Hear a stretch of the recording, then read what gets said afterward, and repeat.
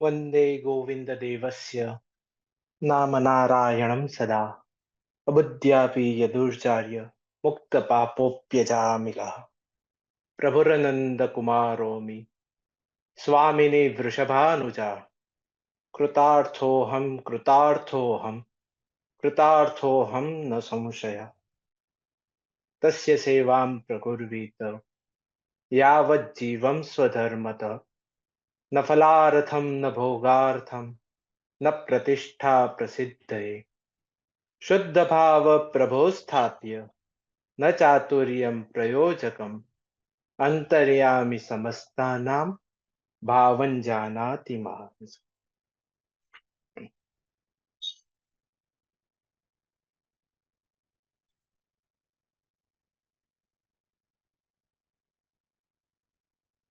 શ્રી પ્રભુચરણ દ્વારકાધીશ પ્રભુ તેમના ચરણોમાં કોટી કોટી વંદન.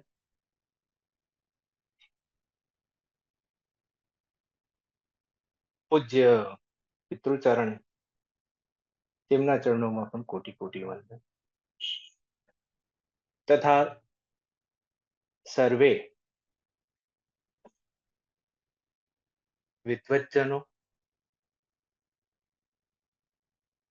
અને વડીલો તેમના ચરણોમાં પણ કોટી કોટી વંદન.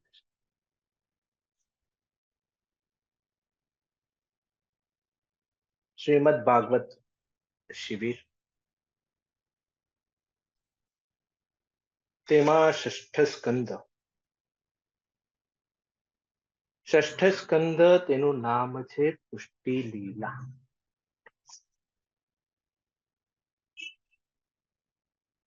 પુષ્ટિ એટલે પ્રભુએ કરેલો અનુગ્રહ.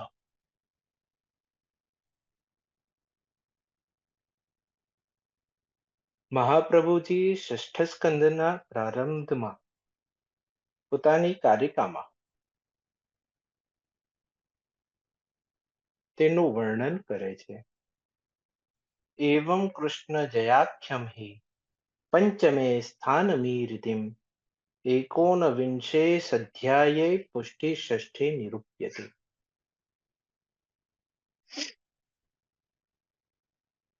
તો આ ષષ્ઠ સ્કંદ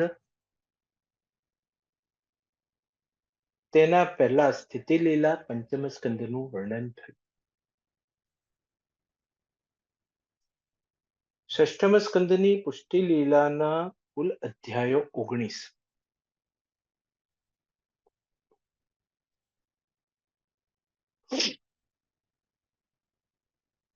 કૃષ્ણાનુગ્રહ રૂપા હિ પુષ્ટિ કાલાદિબાધિકા અનુગ્રહો લોકસિદ્ધો ગૂઢા ભાવા નિરૂપિતઃ.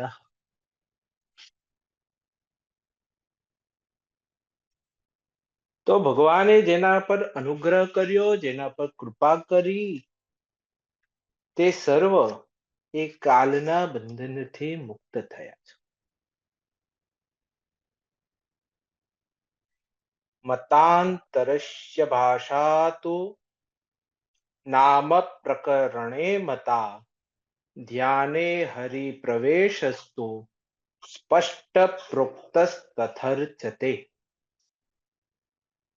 ત્રિભિરાધ્યમ પ્રકરણે નરાણામ દેવદૈત્યયોઃ ચતુર્દશભિરધ્યાયે દાભ્યામ ચૈવ નિરૂપ્યતે. તો 19 અધ્યાય તેના ભાગ તે કેવી રીતના, તો તેની સમજણ આપી છે. ભાગવતમાં સમજણ વિનાનું કશું છે નહીં.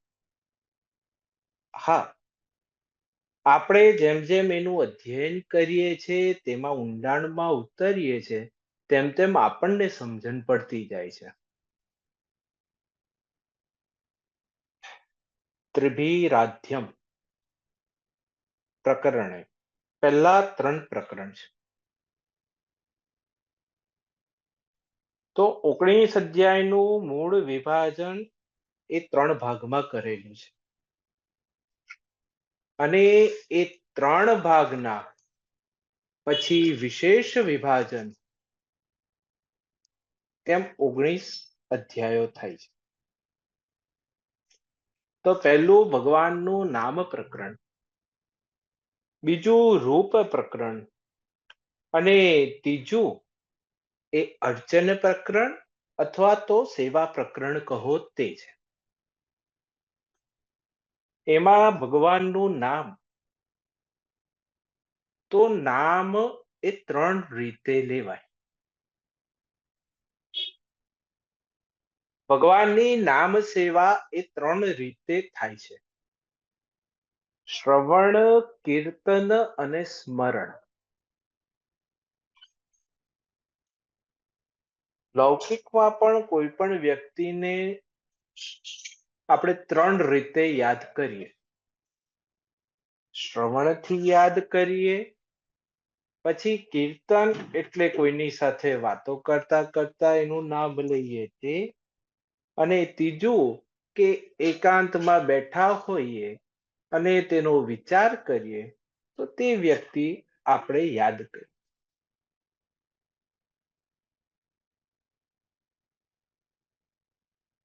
માટે પહેલા 3 અધ્યાયો એ ભગવાનના નામ પ્રકરણના છે.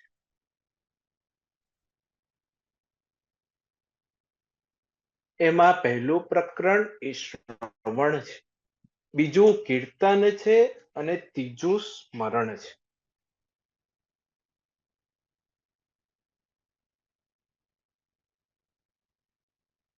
ત્યારબાદ બીજું પ્રકરણ એ ધ્યાન પ્રકરણ અથવા તો સ્વરૂપ પ્રકરણ, રૂપ પ્રકરણ. તો રૂપ, તેનું વર્ણન કર્યું. રૂપમ ચતુર્દશ ગુણમ પ્રત્યેકમ હૃદય ભાવીયમ ફલત્યે વેતિ તાવદ્ભિ અધ્યાયે વિનિરૂપમ. તો 14 પ્રકારે ધ્યાન થાય, અથવા તો કોઈનું સ્વરૂપ જાણવું હોય તો 14 વસ્તુઓથી જાણી શકાય છે. તેમાં 5 જ્ઞાનેન્દ્રિય, 5 કર્મેન્દ્રિય અને 4 અંતઃકરણ. મન, ચિત્ત, બુદ્ધિ, અહંકાર. માટે અહીંના 14 પ્રકરણ છે.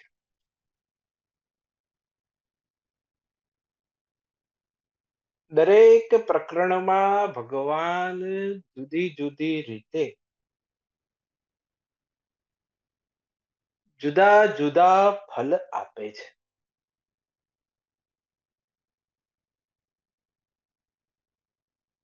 અને ત્રીજું સેવા પ્રકરણ અથવા તો અર્ચન પ્રકરણ. તો તેના 2 અધ્યાય.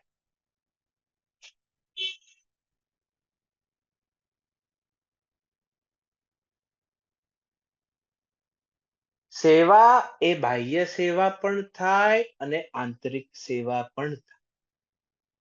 પ્રભુનું અર્ચન આપણે મનથી પણ કરી શકીએ અને પ્રત્યક્ષ પણ પૂજા કરી તેમનું અર્ચન કરી શકીએ. માટે તેના 2 અધ્યાય છે.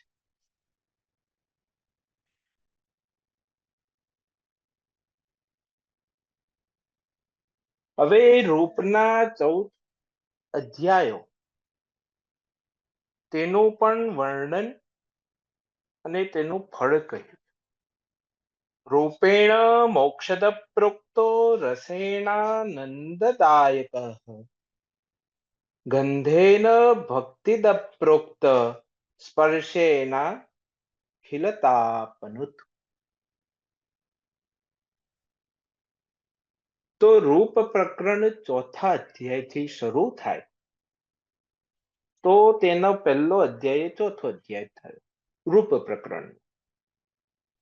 તેમાં ધ્યાનથી મોક્ષ મળે, ત્યારબાદ રસ તેનાથી આનંદ મળે. ગંધ એ ભક્તિ મળે, સ્પર્શ એ તાપને મટાડે છે. નાદ એ મનોહર મનને આનંદ આપનાર છે. યોગ તે આત્મપ્રવેશ કરાવે. દ્વેષ એ કાલ દ્વારા મોક્ષ આપે. સ્વામી રૂપના ધ્યાનથી સર્વ સુખ આપે છે. હીન ભાવથી ધ્યાનથી દુઃખ.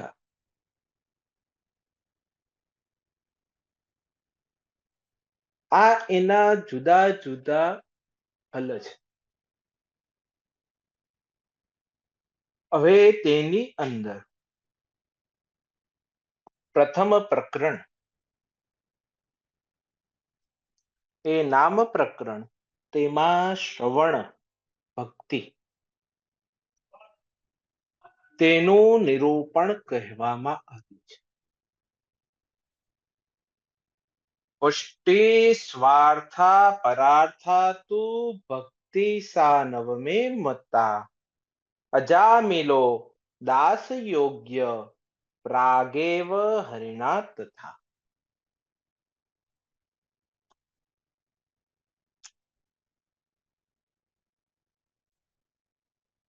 તેની અંદર અજામિલનું ચરિત્ર એનું વર્ણન કર્યું છે.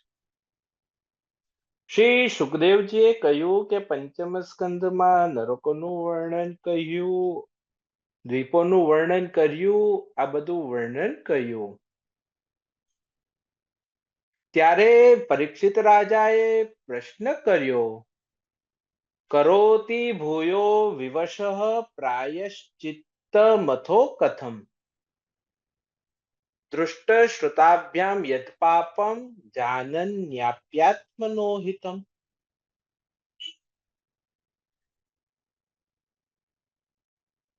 કે આ બધા પાપો તે શું પ્રાયશ્ચિત્ત કરીએ તેનાથી દૂર થાય.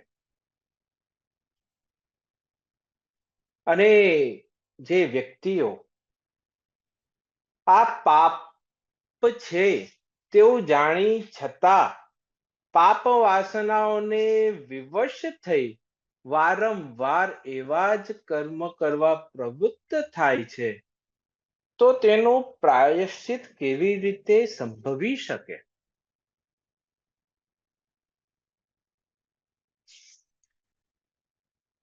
ક્વચિન ની વર્તતે ભદ્રાત ક્વચિત ચરતિ તત્પુનઃ પ્રાયશ્ચિત્ત મતોપાર્થમ મન્યે કુંજ રસૌચવત.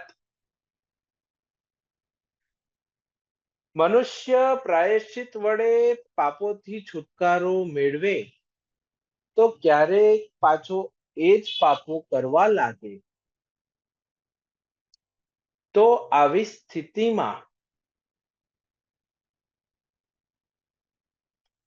એક સુંદર ઉદાહરણ બતાવ્યું કે જેમ એક હાથી એ સ્નાન કરે શુદ્ધ જળમાં, પછી બહાર આવે અને ફરી એ ધૂળમાં માટીમાં આળોટી પોતાનું શરીર ફરી એવું બનાવી દે છે, તેમ મનુષ્ય એ પ્રાયશ્ચિત્ત કરે પછી અવારનવાર પોતાની વિષય વાસનાને વશ થઈ ને પાપો કરે તો એનું પ્રાયશ્ચિત પણ વ્યર્થ જ જાય.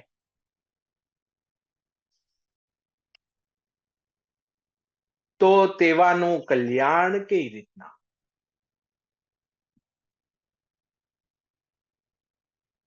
એ ઉત્તરમાં શ્રી સુખદેવજી વર્ણન કરે, કર્મણા કર્મ નિર્હારો ન હ્યાત્યંતિક ઈષ્યતે. રાજા,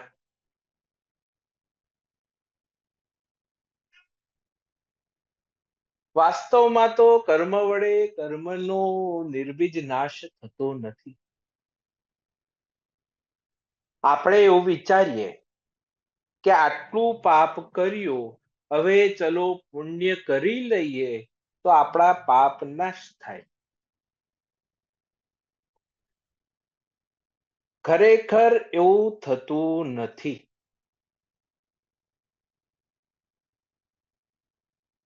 દરેક મનુષ્યએ પોતાના કર્મનું ફલ તે ભોગવવું રહે છે.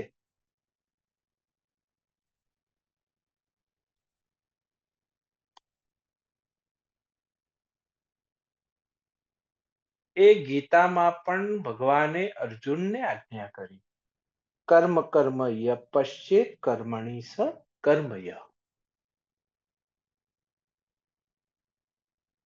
તો સાચું પ્રાયશ્ચિત્ત શું કહેવાય? તો સાચું પ્રાયશ્ચિત એ તત્વજ્ઞાનથી મળે.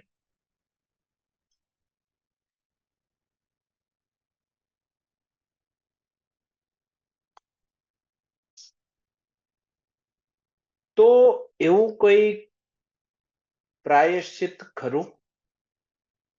મનુષ્ય સ્વભાવને અવારનવાર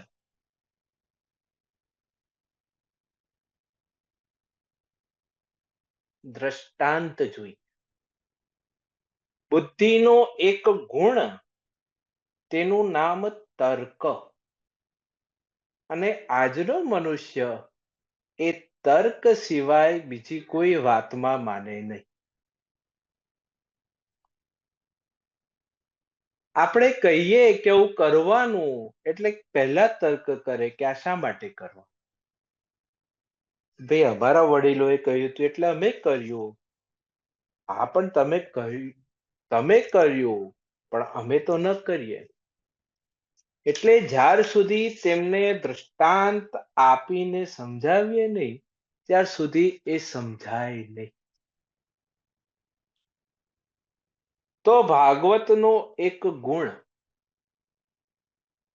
કે ભાગવતને સમજવા માટે દૃષ્ટાંત એ ભાગવતમાંથી જ મળે છે.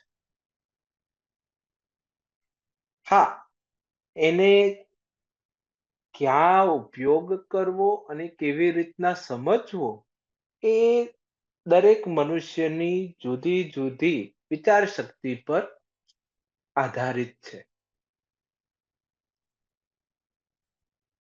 ત્યારે સુખદેવજી વર્ણન કહે, કાન્યકુબ્જે દ્વિજ કશ્ચિત દાસી પતિ રજા મિલહ નામના નષ્ટ સદાચારો દાસ્યા સંસર્ગ દૂષિત.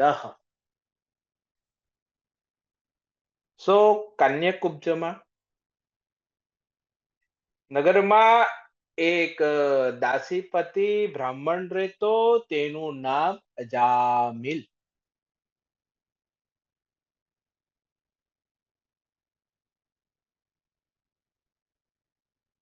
હવે અજામિલ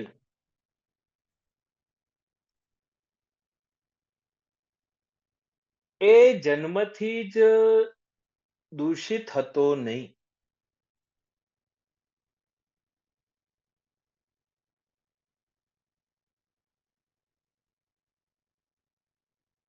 આગળ અજામિલના જે ગુણો છે તે પણ વર્ણવેલા છે. પરંતુ એક દાસીના સંસર્ગથી નષ્ટ સદાચારો, એના જે સદાચાર હતા, એનું જે આચરણ હતું તે સર્વ નષ્ટ થયું. દાસ્યાહ સંસર્ગ દૂષિત. એક દાસીના સંસર્ગથી એનું સદાચાર એ નષ્ટ થયું છે. માટે એકાદશ સ્કંદમાં ભગવાને જ્યારે ઉદ્ધવને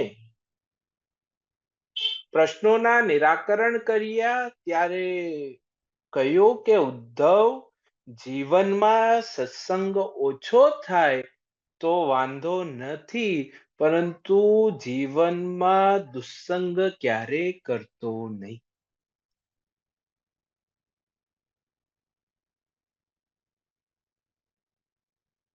તો આ અજામિલ કેવો પતન પામેલો, બંધક શકૈત વૈશ્ચર્યે ગહીતામ વૃત્તિમાં સ્થિતઃ બિભ્રત કુટુંબમશુચિર યાતયા માસ દેહિનઃ. તો લોકોને લૂંટી લે, જુગારમાં છળકપટથી ધન જીતે, દગાખોરીથી ધન જીતે અને લોકોને ત્રાસ આપે એવો થયો.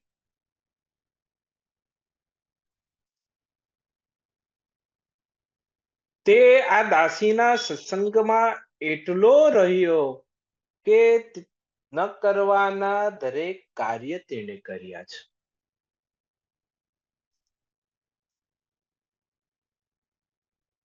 આ અજામિલને 10 પુત્ર છે. તસ્ય પ્રવયશ પુત્રા દશ તેષાં તુ યો વમઃ બાલો નારાયણો નામના પિત્રોશ્ચ દયિતો પૃષમ. એમાં સૌથી નાના બાળક, તેનું નામ નારાયણ છે.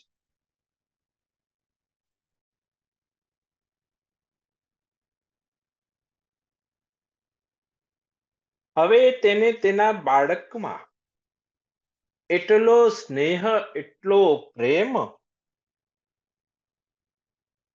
ભુંજાન પ્રપિબન ખાદન બાલક સ્નેહ યંત્રિત ભોજયન પાયયન મૂઢો ન વેદા ગતમંતકમ.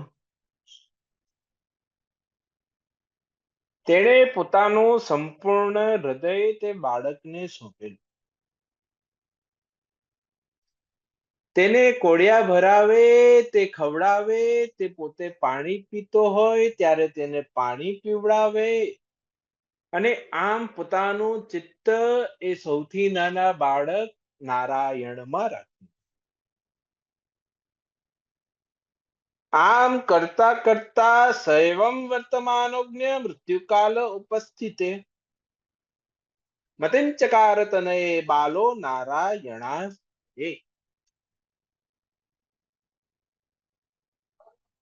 તેને ખબર ન પડી, એ વૃદ્ધ થઈ ગયો અને હવે મૃત્યુ માથે આવી છે.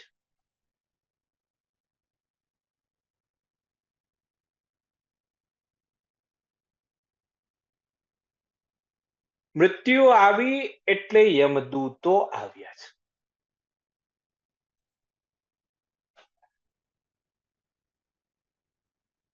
ત્રણ યમદૂતો. સપાશ હસ્તાંસ દૃષ્ટ્વા પુરુષાન વૃષદારુણાન વક્રતુંડાનૂર્ધ્વરોમ્ન આત્માનમ નેતુમાગતા.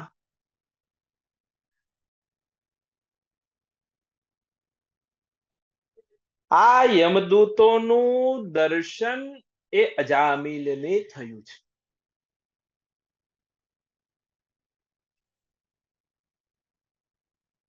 તેમના હાથમાં પાશ છે, મોઢા વાંકા ચૂકા, શરીરના રૂંવાટા ખડા છે. આ ભયાનક સ્વરૂપ જોયું એટલે પોતાનું ચિત્ત એ દૂર રમી રહેલા બાળકમાં દૂરે ક્રીડન કાસક્તમ પુત્રમ નારાયણાહ્યયમ. એની અંદર એનું ચિત્ત એટલે જોરથી એક ચીખ નીકળી ગઈ, નારાયણ.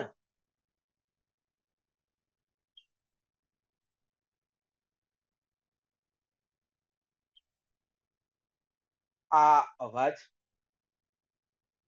એ ભગવાનના પાર્ષદોએ શ્રવણ કર્યો છે.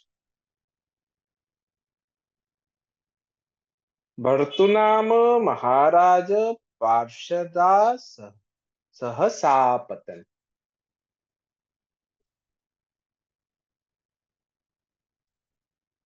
નિશમ્ય મૃણમાણસ્ય ભ્રુવતો હરિકીર્તન. એટલે દોડતા આવ્યા.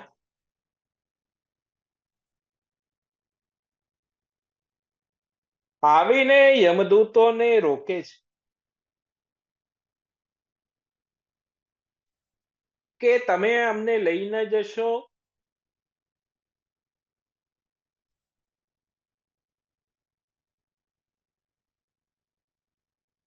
એ યમદૂતો કે એને એના બાળકમાં જીવ એટલે નારાયણ એના બાળકનું નામ લીધું, ભગવાનનું નામ થોડી લીધું છે. તો કે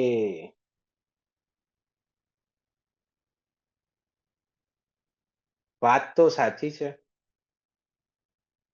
પરંતુ એક વાત મને કહો કે કોઈ પોતાના બાળકનું નામ એ ભાસ્કર રાખે એનો અર્થ એવો કે સૂર્યનું એ નામ મટી ગયું.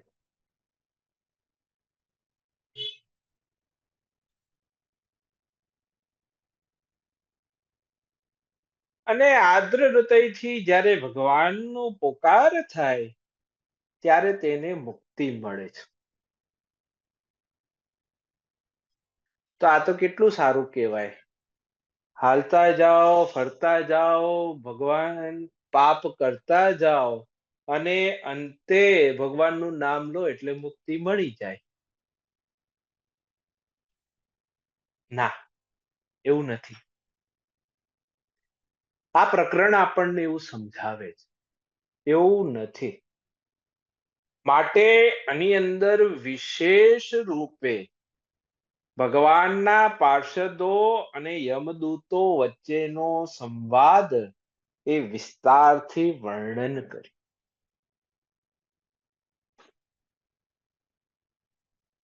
એ બંનેવનો સંવાદ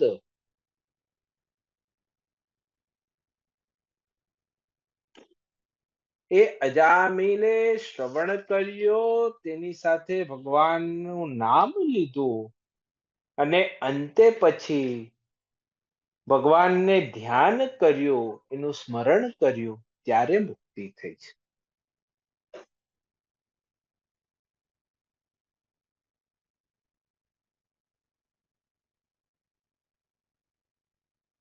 તો ભગવાનના પાર્ષદો આયા, યમદૂતોને રોકે છે. યમદૂતોએ એમને દર્શન કર્યા. એમને પૂછે છે, કસ્ય વા કુતા આયાતા કસ્માદસ્ય નિષેધતઃ કિમ દેવા ઉપદેવા વા यूयम किम સિદ્ધ સત્તમાહ. અરે દેવ, આપ કોણ છો? આપની ઓળખાણ પડી નહીં. અને આપ આ ધર્મના કાર્યમાં વિઘ્ન કેમ ના?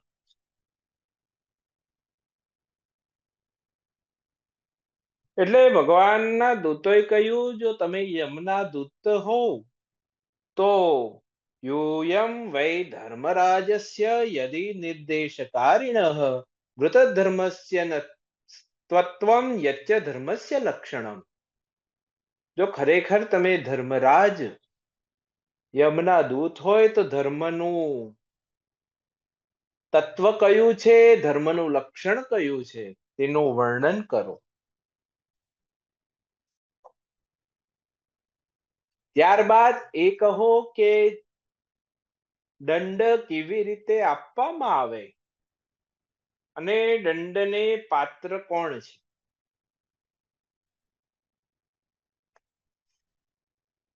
શું બધા જ મનુષ્ય દંડને પાત્ર છે? તેના પ્રત્યુત્તરમાં યમદૂતો વર્ણન કરે છે, વેદ પ્રણિહિતો ધર્મો યધર્મસ્યત વિપર્યયઃ. જે વેદોમાં કહેલું છે તેનું આચરણ કરવું તે ધર્મ છે, અને જે વેદોમાં જેનો નિષેધ છે તેનું જે આચરણ કરે તે અધર્મ છે. વેદો નારાયણ સાક્ષાત સ્વયંભૂરિતિ શુશ્રુમ. વેદ ભગવાનનું સ્વરૂપ રૂપ એનું વર્ણન કરે છે તે નારાયણ સમાન છે, સ્વયંભૂ છે.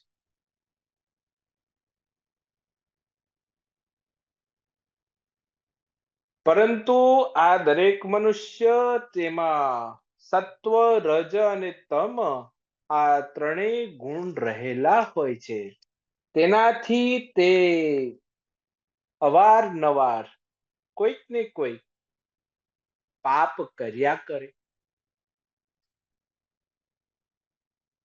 પરંતુ મનુષ્યના કર્મના સાક્ષી, મનુષ્ય જે કંઈ કર્મ કરે છે ને તેના સાક્ષી છે. સૂર્યોગ્નિખમ મરુદ્ગાવ સોમ સંધ્યા હની દિશઃ કંકુ કાલો ધર્મૈતિ હેતે દૈહસ્ય સાક્ષિણા. સૂર્ય, અગ્નિ, ખમ એટલે આકાશ, મરુત એટલે વાયુ, ગાય, સોમ એટલે ચંદ્ર, સંધ્યા રાત દિવસ, દિશાઓ જલ, પૃથ્વી, કાલ, ધર્મ અને આત્મા, આ બધા મનુષ્યના કર્મના સાક્ષી હોય છે. મનુષ્ય દરેકથી ખોટું બોલી શકે, પરંતુ પોતાના આત્માથી ક્યારેય ખોટું બોલી શકતો નથી. પરંતુ તે પોતાના ગુણોથી કંઈક ને કંઈક કર્મ કર્યા કરે છે. આ એક મનુષ્યનું સહજ લક્ષણ છે કે તે ક્યારે પણ શાંતિથી બેસી શકતો નથી. આ જીવ પાંચ કર્મેન્દ્રિય, પાંચ જ્ઞાનેન્દ્રિયો, તેના પાંચ વિષયો અને મન તથા પોતે આ 17 મળીને એ વિષયોનો ભોગ કરતા રહે છે. પંચભી કૃતે સ્વાર્થાન પંચવેદાત પંચભીઃ એકસ્તુ ષોડશેન સ્ત્રીન સ્વયં સપ્તદશોષ્ણુ.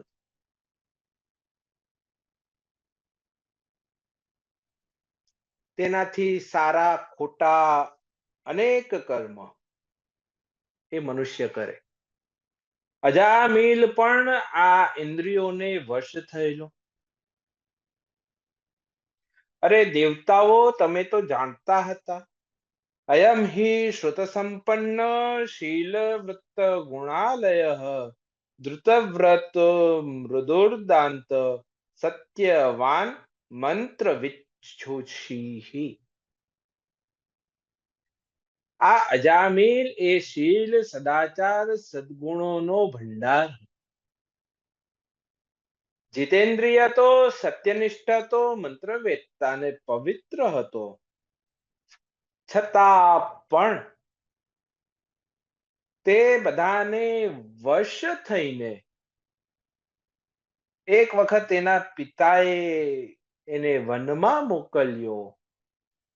ત્યાં આ હીન જાતિની સ્ત્રી દાસી તેના સંસર્ગમાં આવ્યો. પછી તેને રાજી રાખવા માટે તેણે પોતાનું સર્વસ્વ વેચી દીધું અને પાપ કરવા લાગ્યો.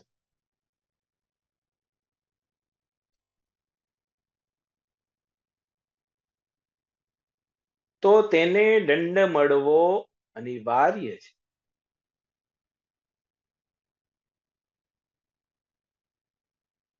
વિષ્ણુ દૂતો કહે, અહો કષ્ટમ ધર્મદૃશામ અધર્મમ સ્પૃશતે સભામ.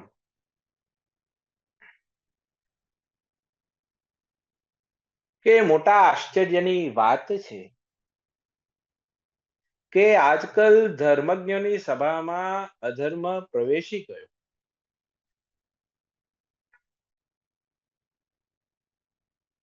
કારણ કે ત્યાં નિરપરાધી અને અદંડીઓને પણ દંડ મળવા લાગ્યો છે. આ અજામિલના ઘણા પાપ હશે, પરંતુ આપે જે કહ્યું તે બધા પ્રમાણે તેને દંડ થાય, પરંતુ સૌથી મોટું પ્રાયશ્ચિત તે અજામિલે કર્યું છે. અયમ હિ કૃતનિર્વેશો જન્મ કોટ્યં હસામપી.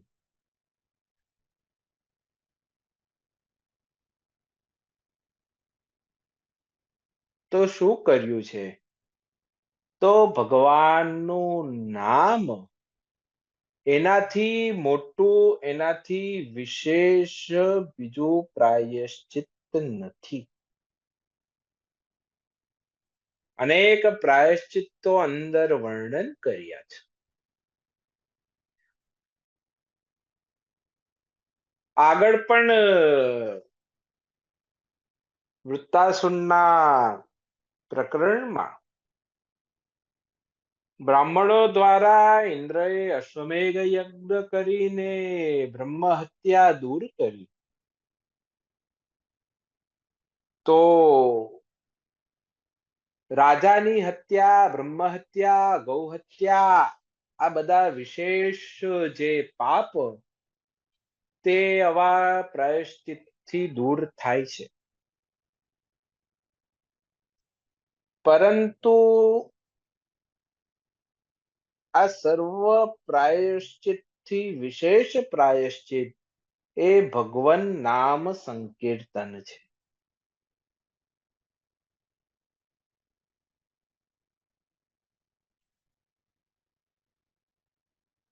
તો કેમ?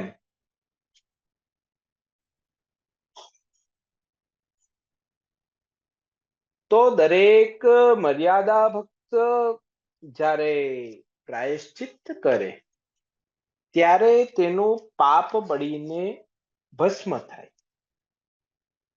એમાં કોઈ બીજો ચર્ચા નથી. એ માનનીય છે, પરંતુ તેનામાં રહેલો રાગ, દ્વેષ, મદ, મોહ, મત્સર આ ક્યારેક ને ક્યારેક ઉત્પન્ન થતો રહે છે. દરેક પ્રાયશ્ચિતથી, કર્મથી, યજ્ઞથી પાપ બળે છે, પરંતુ મનની શુદ્ધિ થતી નથી.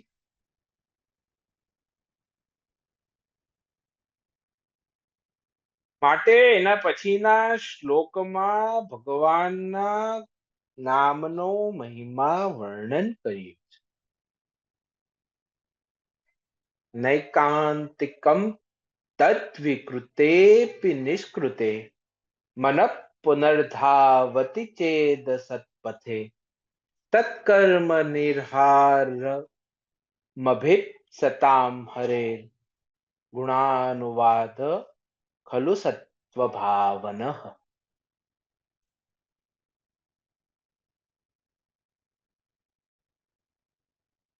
તો ભગવાન ગુણાનુવાદ એવો છે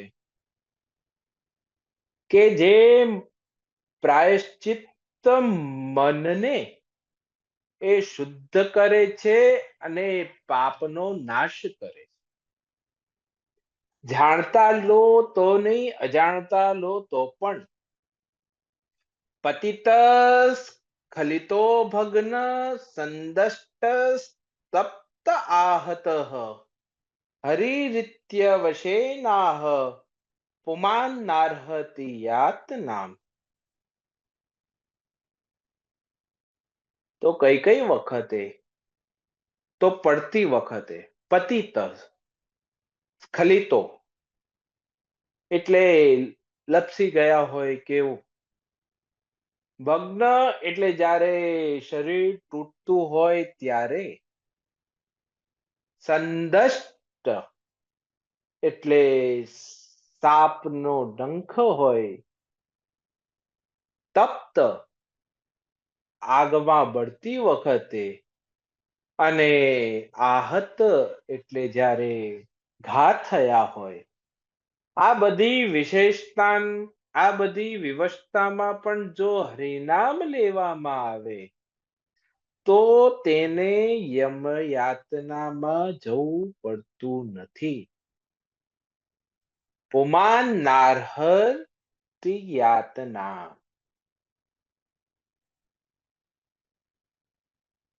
આ ભગવાન નામનો ગુણધર્મ છે.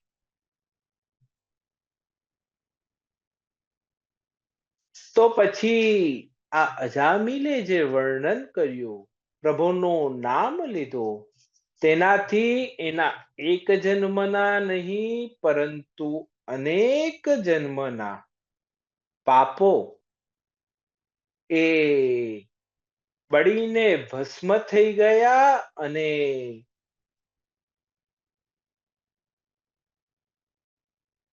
એ પાપ મુક્ત થઈ ગયો.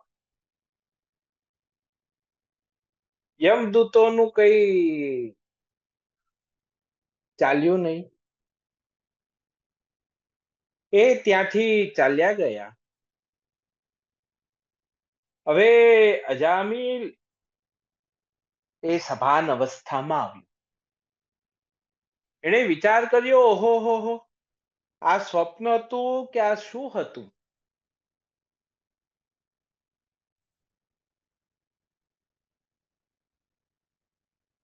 મેં આ દૂતોને જોયા, તે સાચા હતા કે નતા?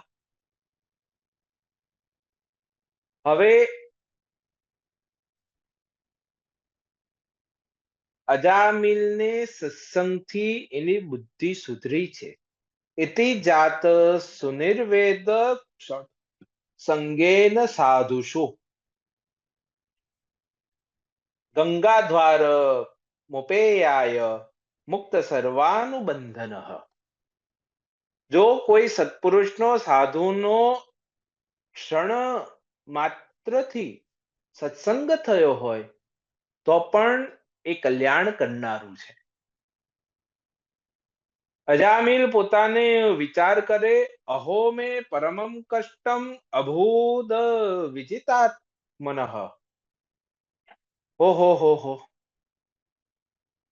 હું પાપી, હું ઇન્દ્રિયોને એટલો બધો વશ થઈ ગયો કે એને રાજી રાખવા મેં ન કરવાના કાર્ય કર્યા. તેનું ધ્યાન થતા તેણે સર્વસ્વનો ત્યાગ કર્યો, દ્વારમાં ગયો, ત્યાં ભગવાનનું ધ્યાન કર્યું, સ્મરણ કર્યું અને તેને મુક્તિ મળી છે.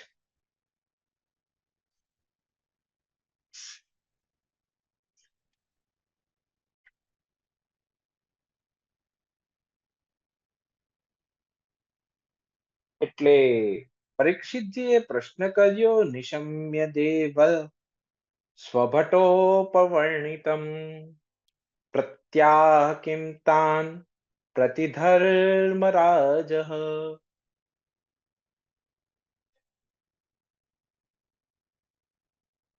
કે મહારાજ, બધા જીવો એ ધર્મરાજને આધીન,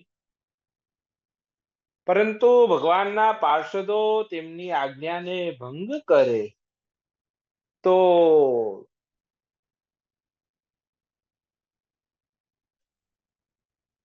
શું એ યોગ્ય ગણાય ખરું?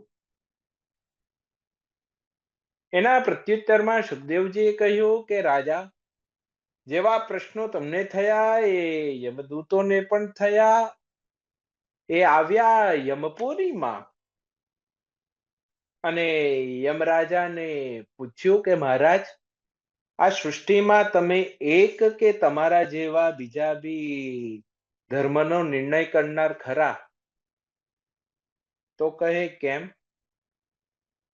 એટલે યમદૂતો અને ભગવાનના દૂતો વચ્ચેનો જે સંવાદ તે આખો કહી સંભળાવ્યો.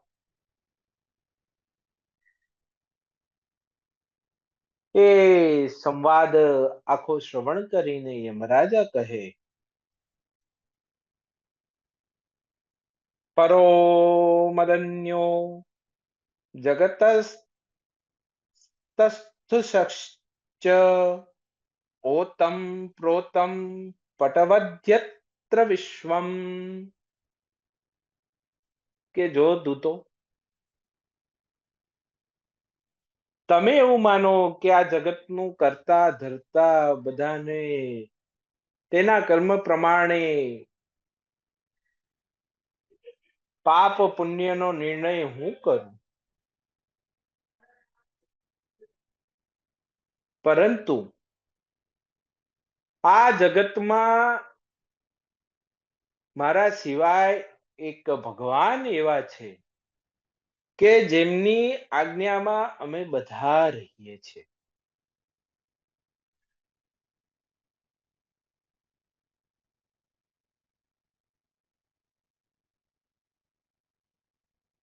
અને અમે બધા ભગવાનની આજ્ઞામાં રહીને કામ કરીએ. જે ભગવાનનું વેદો વર્ણન કરે, મૂળ ધર્મનું વર્ણન કરે, તે બધા જાણી શકતા નથી. આ ભાગવત ધર્મ, આ ભક્તિનો ધર્મ છે, જે અતિ ગુહ્ય છે.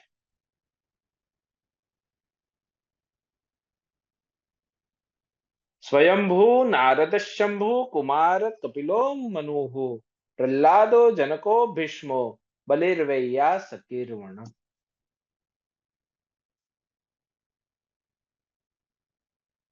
બ્રહ્માજી, દેવર્ષિ નારદ, ભગવાન શંકર, સનત કુમાર, કપિલ મુનિ, મનુ રાજા, પ્રહલાદ, જનક રાજા, ભીષ્મ, બલિ, સુખદેવજી અને હું, બસ અમે આ જગતના જીવોનું સૌથી મોટું કર્તવ્ય અને પરમ ધર્મ એ ભાગવત ધર્મ, એનું રહસ્ય અમે 12 જણ જ જાણીએ, બીજા કોઈ જાણી શકતું નથી. અને એ ભગવાનનું જેણે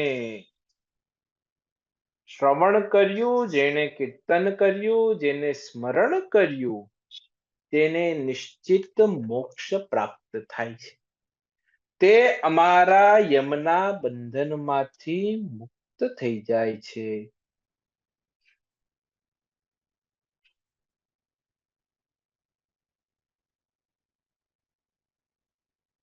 આ યમરાજા વર્ણન કરે છે. હવે પરીક્ષિતજી રાજા પ્રશ્ન કરે, દેવાસુર નૃણામ સર્ગો નાગાનામ મૃગ પક્ષિણામ. કે ભગવાન તમે સ્વયંભૂ મનુનો અને મન્વંતર દેવતાઓનું આ બધું વર્ણન ત્રીજા સ્કંદમાં કર્યું, પરંતુ એનું વિશેષ વર્ણન વિસ્તારથી આપ કરો. એટલે સુખદેવજીએ વર્ણન કરતા કહ્યું, યદા પ્રચેત સત્પુત્રા દશ પ્રાચીન બર્હિષિઃ.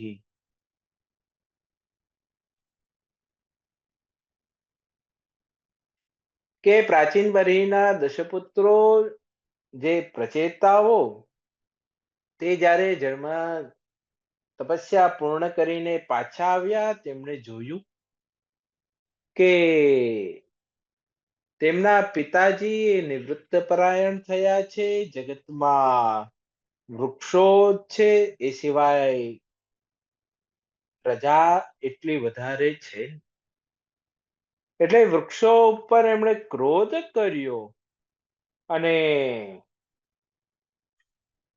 એમને અગ્નિથી બાળવા લાગ્યા. પ્રચેતાઓએ છોડેલા અગ્નિ અને વાયુ જ્યારે વૃક્ષોને બાળવા લાગ્યા, ત્યારે તેમના અધિપતિ ચંદ્રમા તે પ્રચેતાના ક્રોધને શાંત કરે છે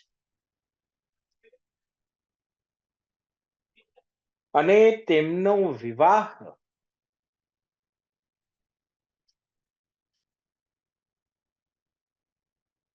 એ પ્રમ્લોચા અપ્સરાની પુત્રી સાથે કરાવે છે.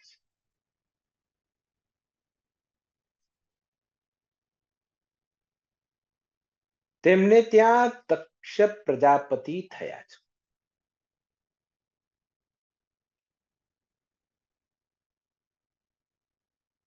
દક્ષ પ્રજાપતિનો જૂનો દેહ એનો ત્યાગ કર્યો, અહીં પુત્ર રૂપે જન્મ લીધો, ભગવાનનું તપ કર્યું છે. વિંધ્ય પ્રાદાનું પવ્રજ સોચરત દુષ્કરમ તપઃ તત્રાઘ મર્ષણમ નામ તીર્થમ પાપ હરમ પરમ. આ દક્ષ પ્રજાપતિએ ઘોર તપ કર્યું.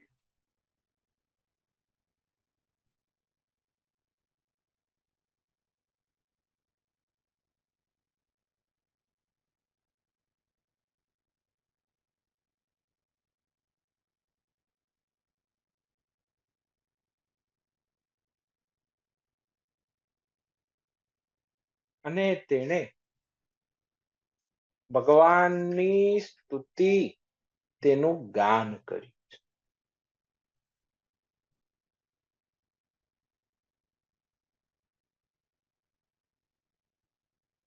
દક્ષ પ્રજાપતિને પણ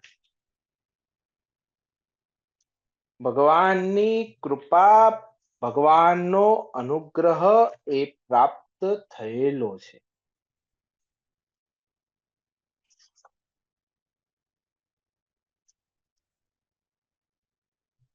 આ ખરેખર સમજવા જેવો અધ્યાય. નમઃ પરાયા વિત્તથાનુભૂતયે ગુણત્રયાભાસ નિમિત્ત બંધ.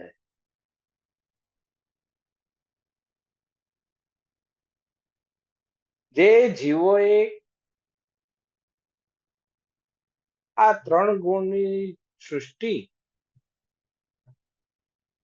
એ સત્ય સમજી પરંતુ આપના સ્વરૂપને સમજી શક્યા નથી. પ્રભુ, આ જગતના કર્તા એકમાત્ર આપ છો. ન યસ્ય સખ્યમ પુરુષો વૈતિ સખ્યુ.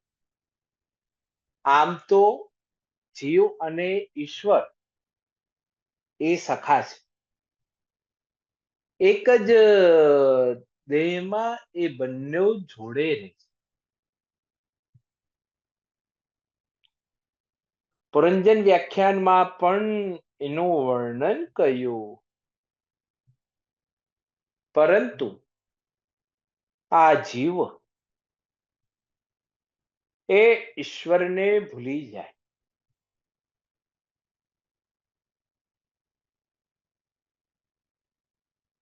એ કેવી રીતના ભૂલી જાય કે જેમ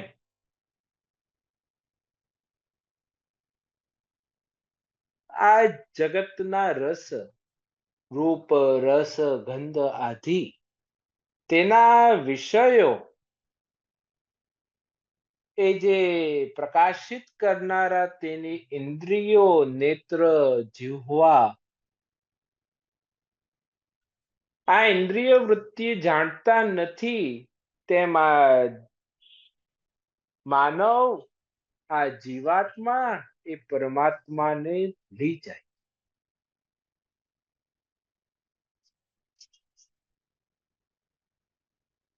છતાં પ્રભુ,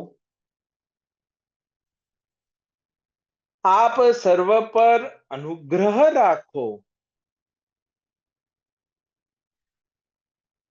અને એની પર કૃપા કરો છો. ભગવાને કહ્યું, દક્ષ, આપ તપ કરી તે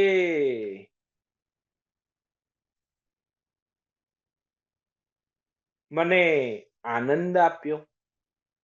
તપો મે હૃદયમ બ્રહ્મન સ્તનુર્વિદ્યા ક્રિયાકૃતિ, કે તપ એ મારું હૃદય છે, વિદ્યા શરીર છે, કર્મ આકૃતિ છે, યજ્ઞ અંગ છે, અને ધર્મ મન છે, અને દેવતાઓ એ મારા પ્રાણ છે. અંગાની ક્રતવો જાતા ધર્મ આત્મા સવસ્સુરા. હું જાણું છું તે તપ કેમ કર્યું, તારે પ્રજા ઉત્પન્ન કરવાની છે. આ તો કઈ વાંધો નહીં. ત્વતો દસ્યાત પ્રજા સર્વા મિથુની ભૂય માયયા મદીયયા ભવિષ્યંતી હરિષ્યંતી ચમે બલિમ. અત્યાર સુધી જે માનસી સૃષ્ટિનું સર્જન થતું હતું, હવે પછીની બધી પ્રજા એ સ્ત્રી પુરુષથી ઉત્પન્ન થશે અને મારી સેવામાં તત્પર રહેશે, અને તું પ્રજાપતિ કહેવાય. આટલું વરદાન આપીને ભગવાન ત્યાંથી વિદાય થયા. ત્યારે દક્ષે ને ત્યાં હર્યશ્વ સંજ્ઞાનયુતમ પુત્રાન જનય વિભુહુ.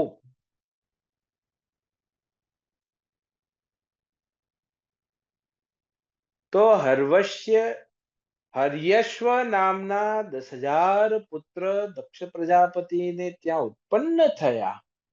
10,000 પુત્રો ઉત્પન્ન થયા એ વિશેષતા નથી. આપણું સમાજ એવું માને કે આ કેવી રીતના સંભવ, પણ જૂનું વિજ્ઞાન કે માના ઉદરમાંથી એક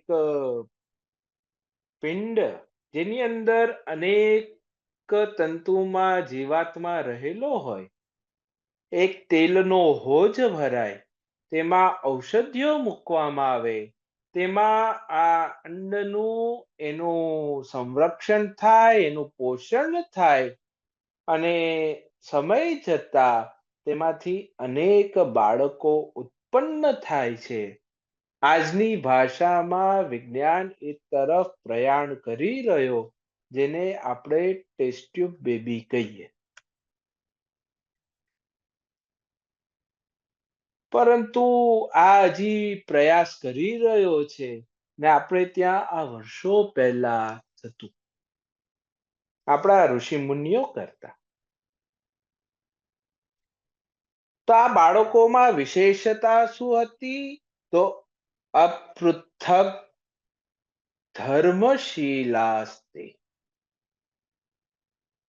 અપૃથક ધર્મશીલાસ્તે. તો દરેકનો સ્વભાવ એ એક સરખો હતો, એક સમાન સ્વભાવવાળા હતા. આજે તો એક જ સમયે જન્મ લીધેલા બે ટ્વિન્સ હોય, બે બાળક હોય, તેમના સ્વભાવમાં પણ વિભિન્નતા જોવા મળે, પરંતુ આ 10,000 તેમનો સ્વભાવ એ એક સમાન અને એક સમાન આચરણ વાળા.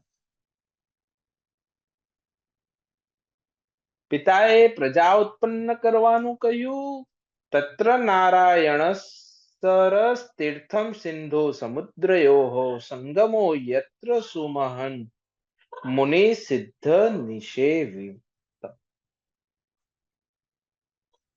એટલે જ્યાં સિંધુ નદી અને સમુદ્રનો સંગમ થાય છે, તેવું આજના જમાનાનું નારાયણ સરોવર, જે કચ્છ ભુજમાં, ત્યાં આવ્યા, ત્યાં તપ કર્યું. તેમનું તપ જોઈ નારદજીને વિચાર થયો કે લાવો અમને સન્માર્ગે વાળીએ. આયા.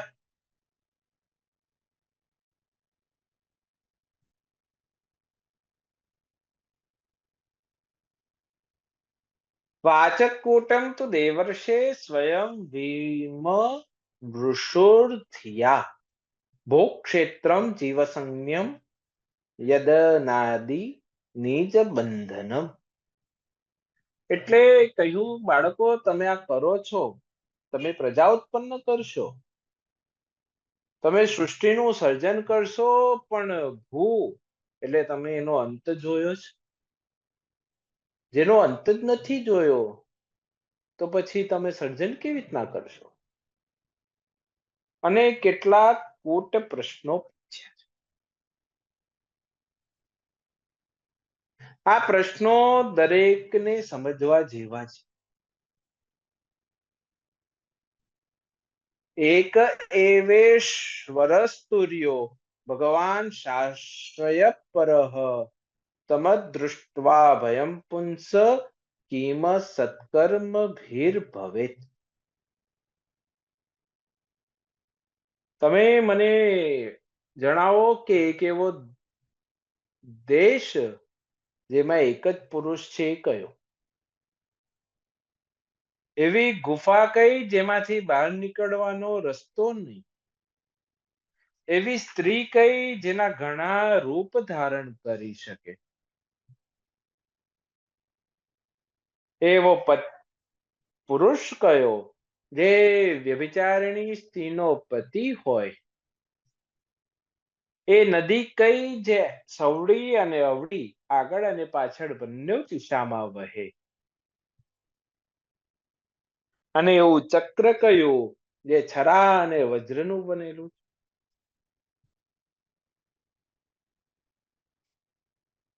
ઇતિ વ્યવસ્થિતા રાજન હર્યશ્વાય એકચેતસઃ પ્રયયુત્સ્તમ પરિક્રમ્ય પંથાન મણિવર્તનમ.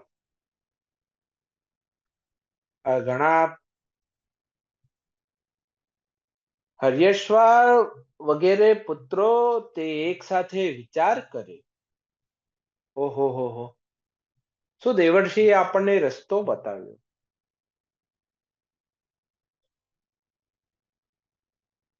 દરેકે એક રૂપ થઈ એક જ મતથી વિચાર કર્યો છે.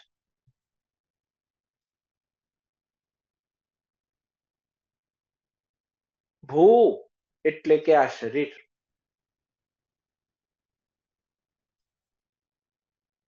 અંત આ શરીરનો અંત છે, આત્મા અનાદિ છે.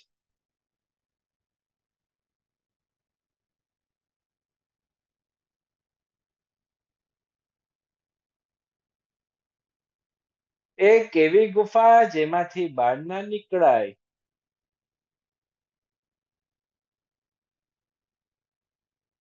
તેમ ફરી સંસારમાં એ પાછો આવતો રહે અને એ મોક્ષ પામી શકતો નથી. આ એવી ગુફા છે. એક સ્ત્રી કે જેના ઘણા રૂપ હોય તેનું નામ બુદ્ધિ. એ સત્વ રજ તમ ગુણ ધારણ કરનારી છે. બુદ્ધિ કે એ પ્રમાણે આપણે નાચીએ છીએ.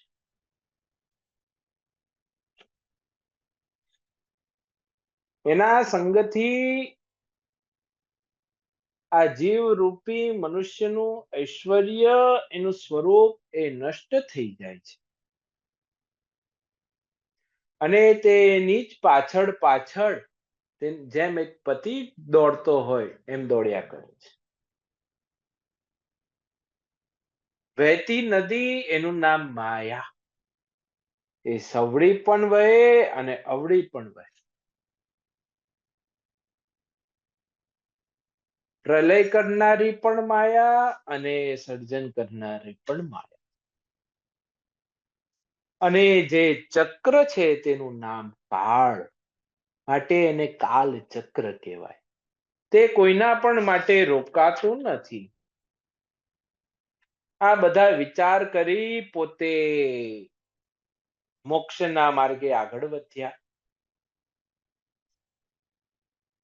દક્ષને ક્રોધ આવ્યો પિતામહ બ્રહ્માએ શાંત કર્યો, ત્યારબાદ બીજા 1000 પુત્રોત્પન્ન કર્યા.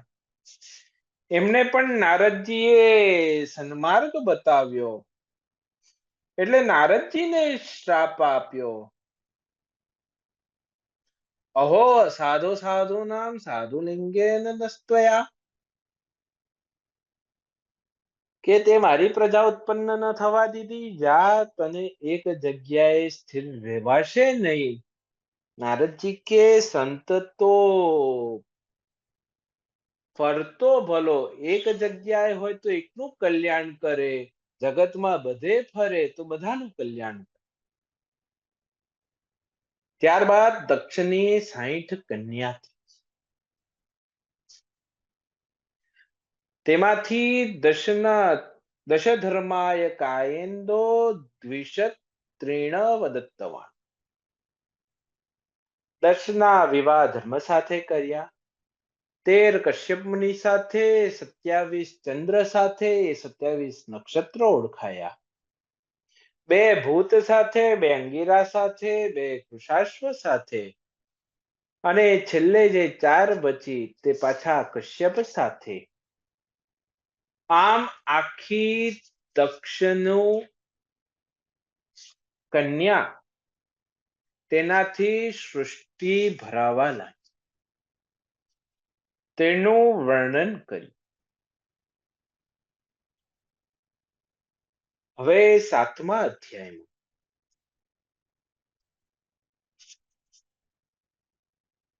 ઇન્દ્રએ પોતાના ગુરુ બૃહસ્પતિ તેનો અપમાન કર્યું છે.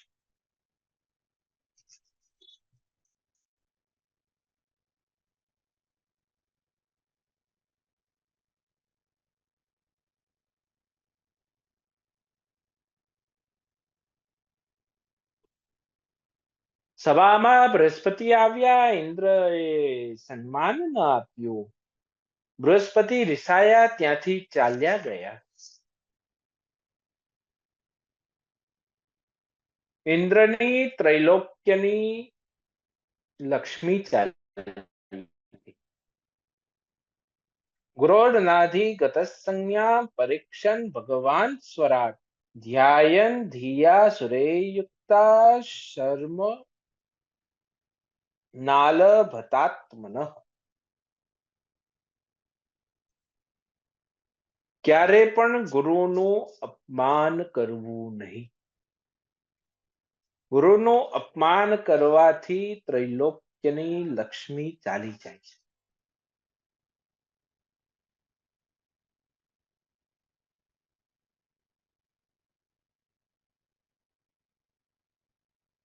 આયા બ્રહ્માજી પાસે, બ્રહ્માજીએ બતાવ્યું, ત્યારે વિશ્વરૂપને ગુરુ બનાવ્યા છે.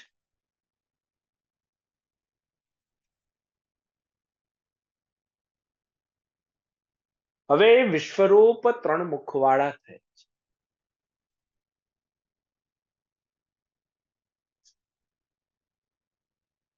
અત્યાર સુધી 2 મુખવાળા હતા, હવે ત્રીજા મુખવાળા થયા, દેવોના ગુરુ થયા. એમણે દિવ્ય નારાયણ કવચ એ ઇન્દ્રને આપ્યું.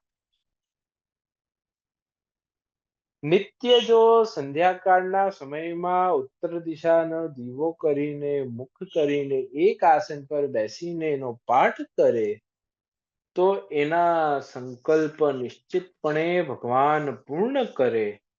આ દિવ્ય નારાયણ કવચ ભગવાન વિશ્વરૂપે ઇન્દ્રને આપ્યું. તસ્યાસન વિશ્વરૂપસ્ય શિરાંશી ત્રીણિ ભારત, સોમપીતમ સુરાપીથમ અન્નાદ મિતિ શુશ્રુમ. એક મોડાથી મુખથી સોમપાન કરે, બીજાથી સુરાપાન કરે, અને ત્રીજાથી એટલે એકથી દેવતાઓનું કાર્ય કરે, બીજા મુખથી આ ભૂલોકનું કાર્ય કરે, ને ત્રીજા મુખથી યજ્ઞનો એનો ભાગ એ અસુરોને પણ આપતો. स एव हि ददो भागं परोक्षमसुरान् प्रति यजमानो વહદભાગમ માતૃસ્નેહ વશાનુગઃ. તેની માતા એ અસુર તેના ભાગરૂપે માતૃસ્નેહના લીધે તે આપતા. ઇન્દ્રએ જોયું એટલે એના શિરચ્છેદ કર્યા. બે હાથથી શિરચ્છેદ કર્યા, બ્રહ્મ હત્યા લાગી. એ વર્ષ પર્યંત ઇન્દ્રની અંજલિમાં રહી. ત્યારબાદ ભગવાનના ભક્તોએ કૃપા કરી અને એ બ્રહ્મ હત્યા 4 જણમાં વેચાઈ ગઈ. પૃથ્વી, જલ, વૃક્ષ અને સ્ત્રી આ બધા ભગવદ અંશ છે, ભગવાનના કૃપા પાત્ર છે. એમણે એનો સ્વીકાર કર્યો અને ઇન્દ્રએ એમને વરદાન આપ્યું છે. ઇન્દ્રને બ્રહ્મ હત્યાના દોષમાંથી મુક્ત કર્યું. પણ ત્વષ્ટા એમને ક્રોધ આવ્યો એટલે યજ્ઞ કર્યો. મંત્રમાં સંધિ અને માત્રા એ બંનેઓ જો યોગ્ય રીતે ન લેવાય તેનો અર્થ બદલાઈ જાય. આ અર્થ બદલાતા ઇન્દ્રને મારે એની જગ્યાએ ઇન્દ્રનો હાથથી મરે એવો પુત્ર ઉત્પન્ન થયો. એનું નામ વૃત્તાસુર.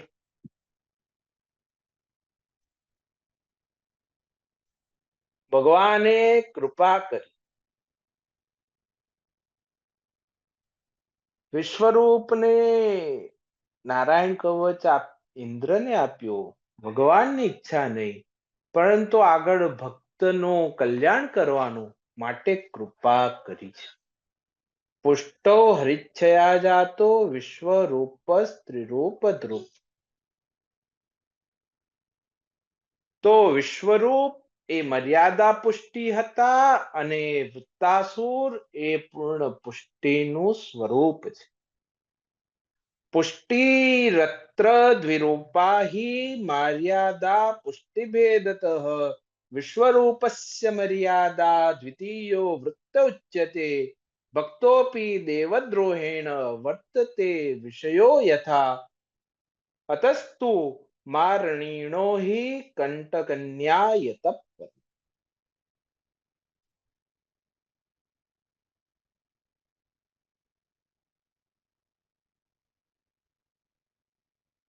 વૃત્તાસુર આયો એટલે ઇન્દ્રાદિ દેવતાઓ દધીચી મુનિ પાસે આવ્યા.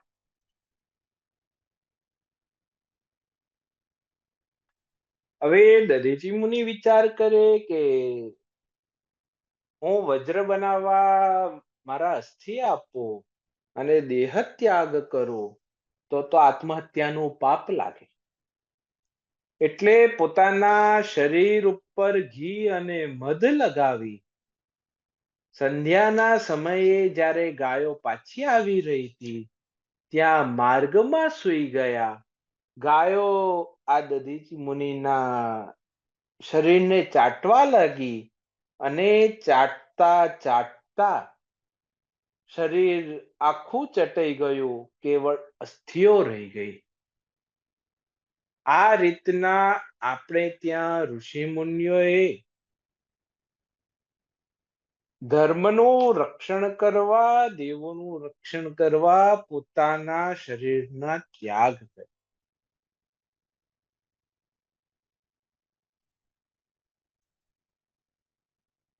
જ્ઞાન, કર્મ અને ભક્તિ એ ત્રણેયનો સમન્વય એ પુષ્ટિ પ્રધાન વૃત્તાસુરને મોક્ષ આપ્યો.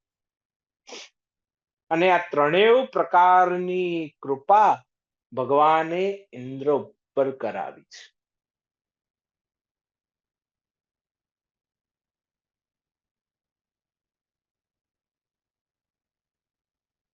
પુષ્ટો कर्मोऽयि तथा ज्ञानी भक्तोऽपि विनिपात्यते अतः पुष्टिं विलोक्यैव सर्वमार्गरतो भवेत्। विश्वरूपो दधीचिश्च वृत्तश्चेति हता यतः इन्द्रे ह्यनुग्रहपूर्वं तद्विरोध्याद्यता इमे। ઇન્દ્ર વૃત્તાસુરને મારવા આવ્યો એટલે વૃત્તાસુરે પોતાના પૂર્વજન્મનું જ્ઞાન હતું ભગવાનનું સ્મરણ કર્યું.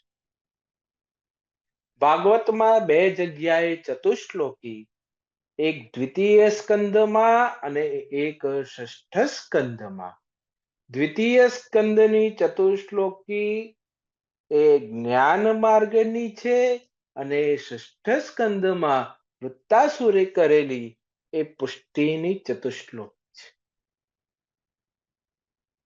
અહમ હરે તવ પાદૈકમૂલ દાસાનુદાસો ભવિતાસ્મિ ભૂયઃ મનસ્મરેતા સુપતેર્ગુણાંસ્તે ગૃણીત વાક્કર્મ કરોતુ કાયઃ.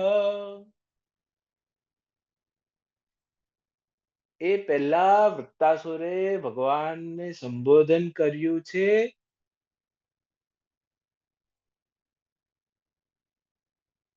શું સંબોધન કર્યું છે?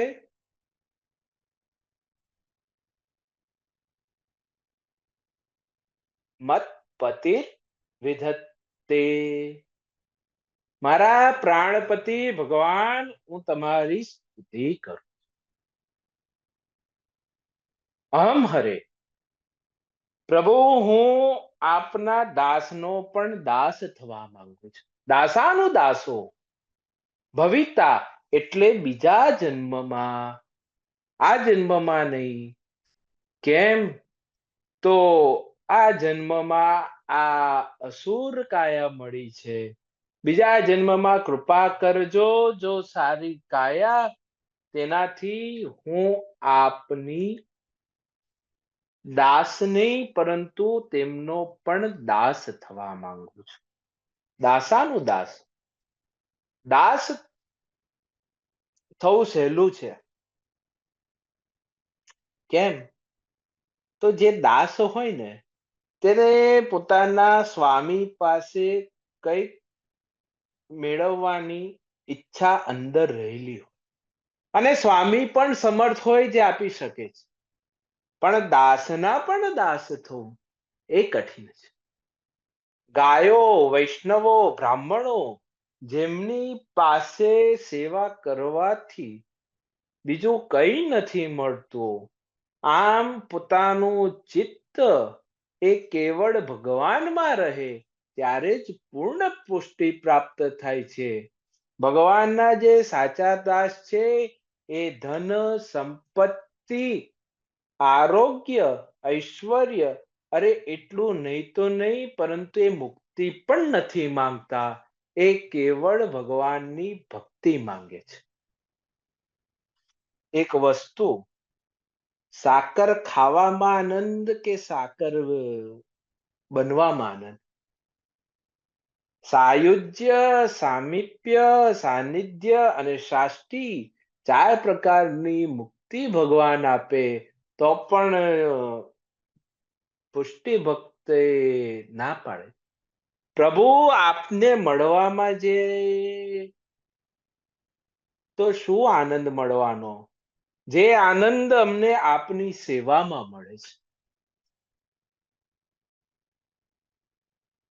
આ પૃથ્વીનું સાર્વભૌમ્ય, પાતાળનું રસાધિપત્ય, સ્વર્ગનું ઐશ્વર્ય, યોગ અને સિદ્ધિઓ, આ બધું ત્યજી શકે તેને સેવા મળે છે. ન નાક પુષ્ટમ ન ચ પારમેષ્ઠ્યમ ન સાર્વભૌમમ ન રસાધિપત્યમ. પ્રભુ હું આપને ઝંખી રહ્યો છું, હું આપની લાલસા કરું. તો પુષ્ટિ ભક્તિ પૂર્ણ ભક્તિ, તેના 3 પગથિયા,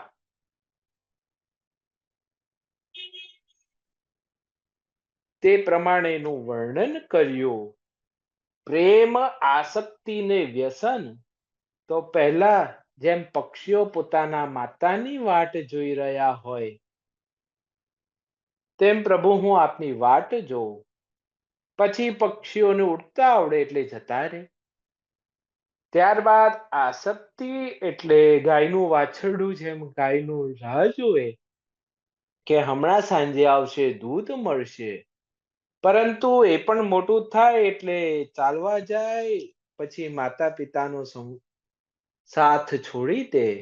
પરંતુ એક પ્રિયતમા પોતાના પ્રિયતમની જે ઉત્કંઠતાથી પ્રતીક્ષા કરે, આ વ્યસન કે કાર્ય કરતા હરતા ફરતા બધે તેનો જ વિચાર કરે છે, તેમ પ્રભુ હું આપનો વિચાર કરું છું, હું આપને પ્રાપ્ત કરો. અને અંતમાં 4 પુરુષાર્થનું વર્ણન. મમત્તમ શ્લોક જનેષુ સખ્યમ સંસાર ચક્રે ભ્રમતસ્વ કર્મભી. મહાપુરુષોનો સંગ એ મોક્ષ છે. હરિદર્શન લાલસા એ કામ.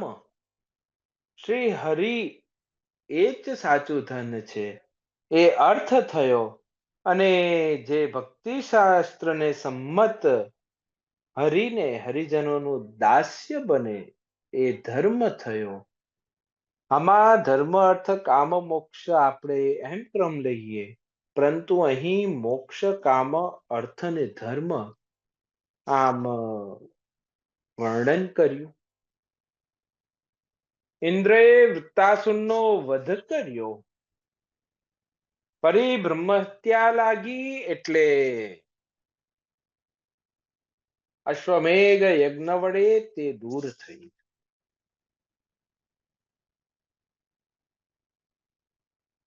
તે પૂર્વજન્મનો ચિત્રકેતુ રાજા, તેનું સુંદર વર્ણન કર્યું.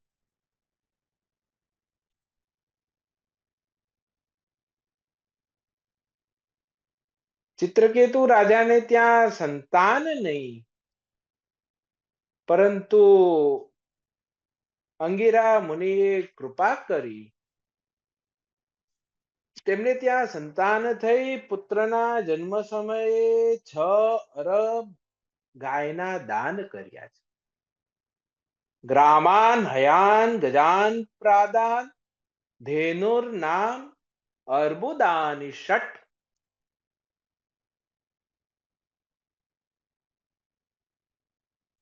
પરંતુ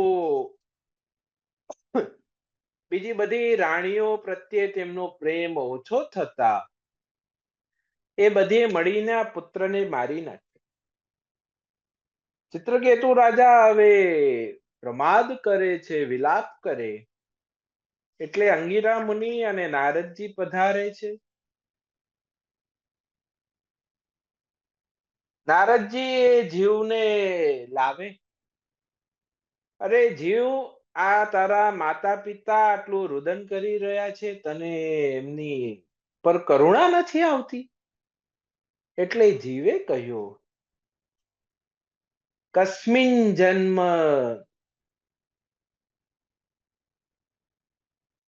અરે મહારાજ, આ મારા કયા જન્મના માતા પિતા છે?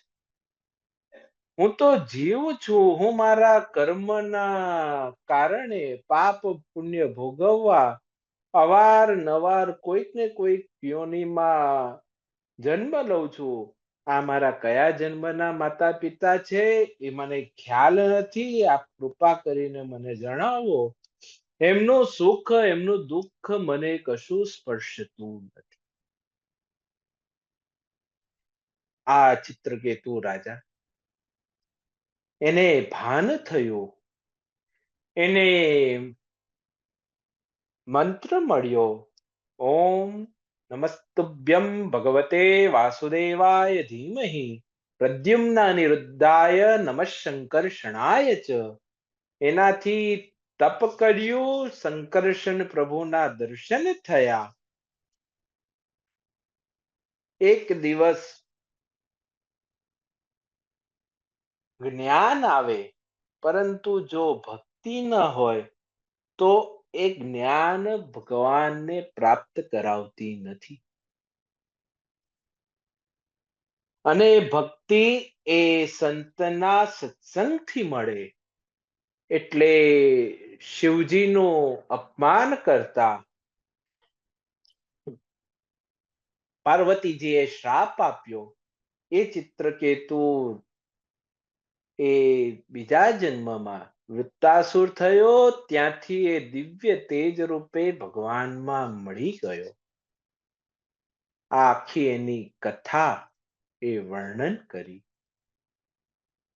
અને છેલ્લા 2 અધ્યાય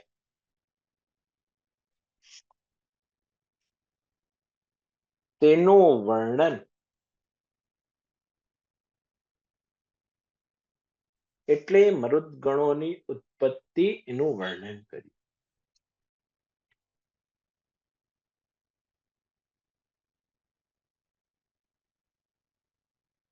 અદિતિના સંતાનો એનું વર્ણન કર્યું. દિતિના મુખ્ય 2 સંતાન હિરણ્યકશિપુ અને હિરણ્યાક્ષ, તેમને પણ ભગવાને સંહાર કર્યો, તેમનો ઉદ્ધાર કર્યો. એટલે દિતિ માતાએ કશ્યપ ઋષિની સેવા કરી. અવારનવાર સેવાથી કશ્યપ ઋષિ પ્રસન્ન થયા. તેમણે વરદાન માંગવા કહ્યું. ત્યારે કહ્યું કે ઇન્દ્રને મારે એવો પુત્ર ઉત્પન્ન થાય. એટલે જેટલો આનંદ હતો એટલો શોક પણ થયો. અને કશ્યપ મુનિએ પુત્રસ્તે ભવિતા ભદ્રે ઇન્દ્રઃ દેવ બાંધવઃ સંવત્સરમ વ્રતમિદં યજ્ઞો ધારયિષ્યસી. કેવું થશે? પરંતુ સંવત્સર એટલે 1 વર્ષનું આખું વ્રત કરીશ તો થશે. અને વ્રતમાં કોઈ બાધા આવવી જોઈએ નહીં. દિતિએ ખૂબ ધ્યાનથી વ્રત કર્યું. એમાં ભગવાનનું સેવા, નિત્ય ભગવાનની પૂજા કરવામાં આવે. ઇન્દ્રને વાતની જાણ થઈ એટલે આવ્યો, એક રૂપ ધારણ કર્યું ને માતાની સેવામાં લાગી. ઇન્દ્ર રાહ જુએ કે ક્યાંક કોઈક ભૂલ થાય.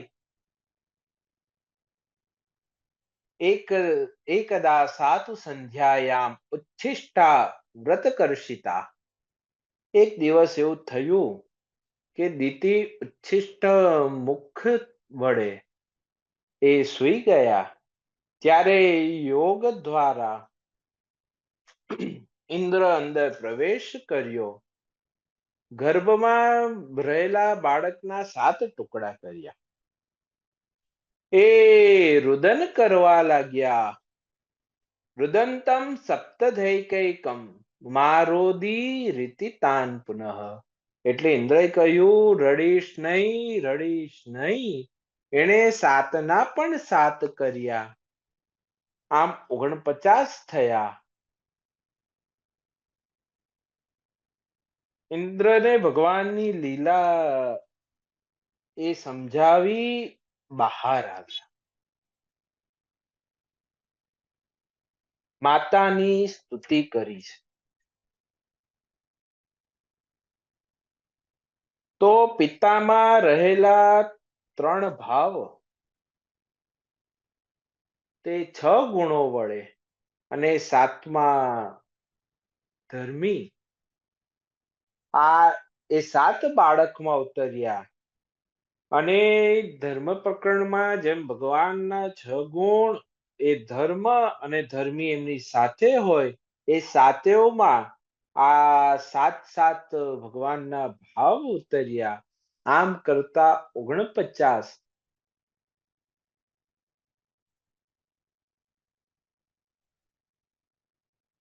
બાળક એ સંપન્ન થયા છે. એની સાથે 50માં ઇન્દ્ર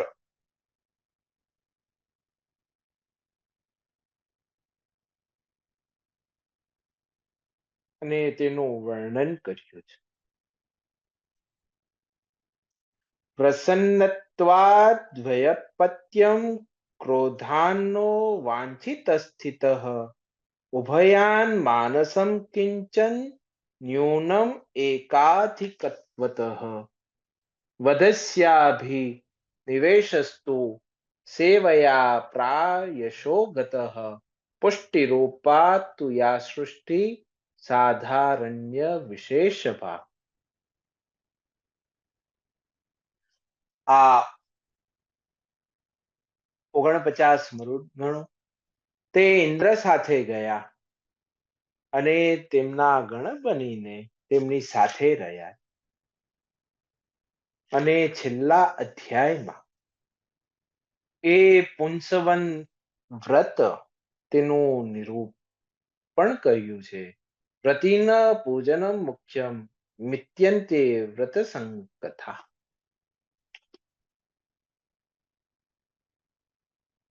એમાં મંત્ર આપ્યો ઓમ નમો ભગવતે મહાપુરુષાય મહાનુભાવાય મહાવિભૂતિપતયે સહ મહાવિભૂતિ ભીર બલિ મુપહારણીતિ. આના વડે લક્ષ્મીનારાયણનું પૂજન કર્યું, ષોડશોપચાર પૂજન કરવાનું. પછી આહુતિ આપવાની.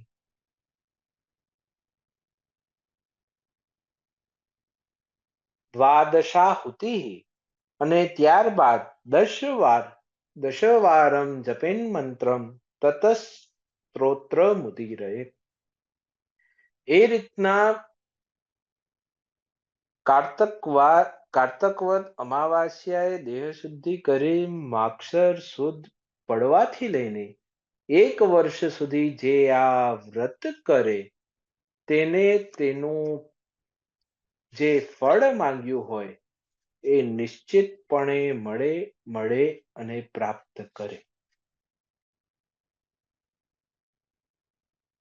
આમ 19 અધ્યાયની કથા એ પૂર્ણ કરી. બનતા સુધી એવો પ્રયત્ન કર્યો કે ભાઈ 1.5 કલાકમાં દરેક અધ્યાયને બને તેટલો ન્યાય આપી શકું. પરંતુ અજામિલ ચરિત્રને તેમાં થોડોક સમય વધારે ગયો અને બસ ઠાકોરજી કૃપા કરતા રે અને વડીલ આમ અતિશયોક્તિ નથી કરતો, પરંતુ પૂજ્ય રાજેશભાઈ એ આવું કંઈક ને કંઈક એક સેવાનો અવસર આપતા રહે છે કે જેનાથી સંસારમાં આમ તેમ ભટકતા હોઈએ તો આમ પાછા આવીએ, ભાગવતાર્થ પ્રકરણ લઈને બેસીએ, ભાગવતજીને લઈને બેસીએ અને ભગવત સેવાથી આ ઘરને અને આ પરંપરાને યોગ્ય રહું એવો પ્રયત્ન કરતો રહું. પ્રારંભમાં રાજેશભાઈએ એવું વર્ણન કર્યું કે ભાઈ પરંપરાથી આવી છે, પરંતુ સાચું કહું, જ્યારે વક્તવ્ય કરું કે વાણી પવિત્ર કરવાનો અવસર મળે ને